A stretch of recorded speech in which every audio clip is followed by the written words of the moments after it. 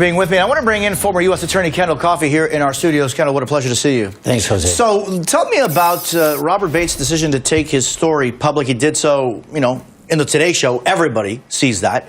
Will this hurt him or help him? Well, I think it's an incredibly risky thing to do. Normally, somebody who's charged with a crime stays the heck away from the press.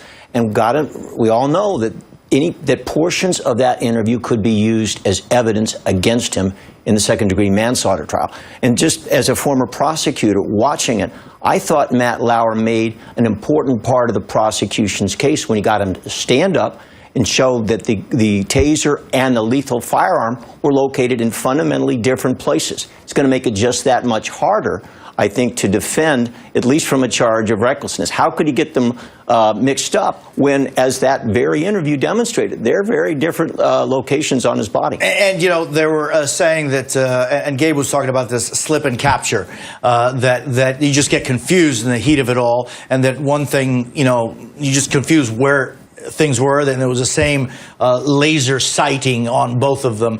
Is that something that, you know, is common? Well, that's going to be the defense, and certainly trained police officers that are properly engaged in operations have to make split-second decisions.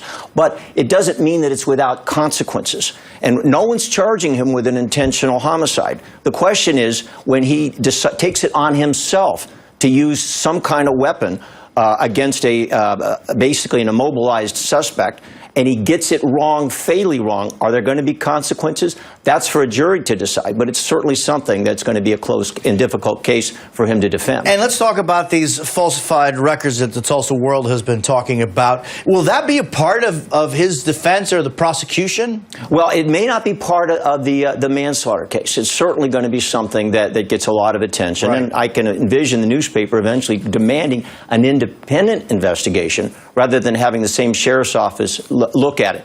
But it cuts both ways, I think, for Bates to say that he was properly trained. Because it's one thing to be a bumbling amateur and say that you innocently, inadvertently made a mistake. But if you're saying, I had all the training to know what I was doing with these weapons, and I still kill somebody because I use a pistol rather than a laser, that's a harder sell. Kendall Coffee, thanks. Thanks. Good to see you.